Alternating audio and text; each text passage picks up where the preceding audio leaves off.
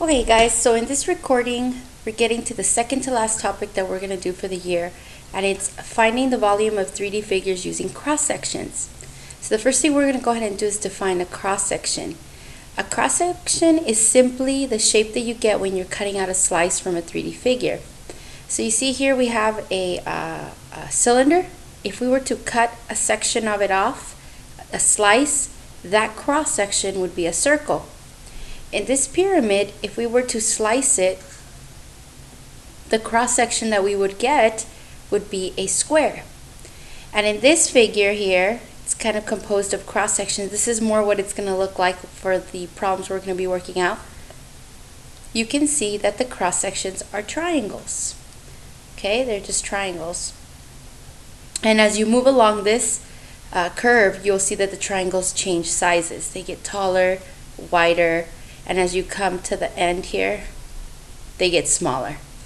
So that's really what a cross-section is. And what we're going to be doing is taking those cross-sections and piling them together to find volume.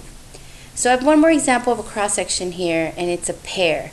So they've halved this pear, and then they've sliced pieces off of it. And what you're going to notice from this is that the cross sections, and this is not a perfect shape, but they tend to look like a semicircle. So you see here we have a semicircle. I'm going to try to trace it carefully. And that semicircle has a certain thickness, which is right here. This is the thickness of the slice that we took off, the cross section.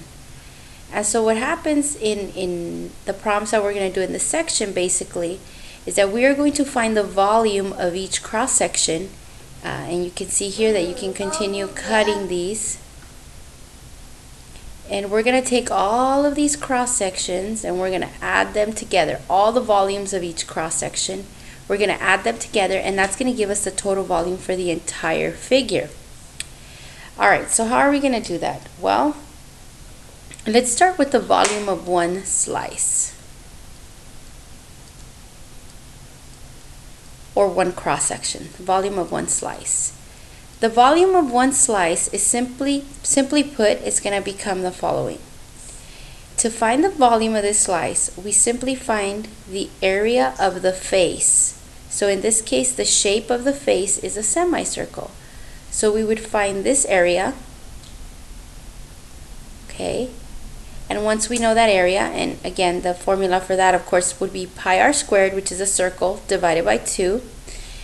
What we'll do with this blue area is that we'll multiply it by this thickness, the thickness of each wedge or each slice, each cross-section, and that should give us the volume of one cross-section. So the area of one slice should be the area of the face times the width of the slice, or the width of the cross-section. Now, if we're going to represent that algebraically, we're going to use area of the face. We're going to call that A sub x, or A of x, sub k, and the sub k simply means which wedge are we on, which one of the cross-sections are we talking about. And we're going to multiply that by the width of the slice. And the width of the slice, if we were to put this on an xy coordinate plane, the width of that slice right here would simply be, you guessed it, delta x. So we have the slice. Imagine if we were to put this on an xy coordinate plane, this slice here, the thickness of it would be delta x. And I'm going to put sub k because, of course, we're talking about which slice are we on. So that's one slice. Now, what if we wanted the sum of all slices?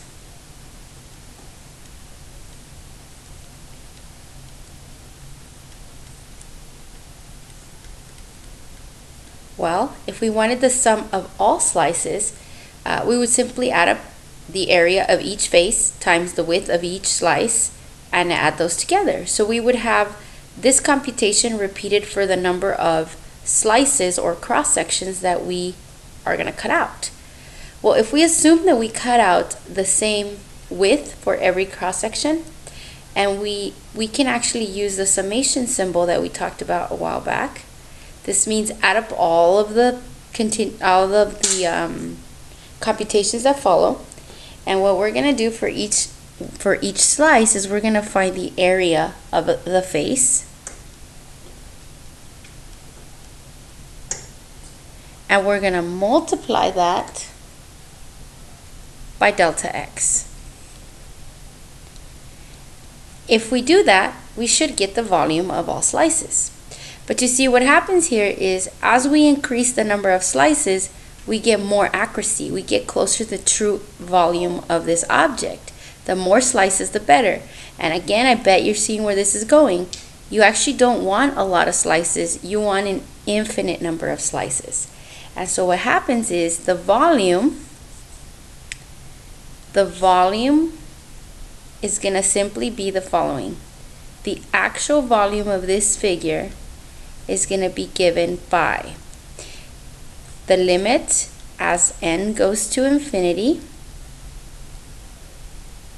Let me repeat that. The limit as delta x, goes to 0, which means the same thing as n going to infinity, because as you cut more slices, each slice becomes thinner, so that delta x is going to 0. Of the sum of the area of each face times delta x. And by taking the limit as delta x goes to 0, what we're basically letting is the number of slices go to infinity. By doing that, what we get is the integral from a to b of the area function of each slice, and that delta x becomes dx. So this is an explanation of where this formula comes from. So volume by cross sections is given by the integral from a to b of the area function dx, and area represents the area of each of those cross sections. And this one's really important, so you want to go ahead and write this one in your notes. Volume equals, the summation notation is not as important, but this guy is. This is how you get volume. It's the integral from a to b of ax dx. So this formula is important. Go ahead and put it in your notes. This is just sort of the explanation of how we came up with this formula. And then in the next few videos, I'm going to show you examples of problems that are worked out with this formula. So go ahead and take a moment to put that, and then you can watch the next video.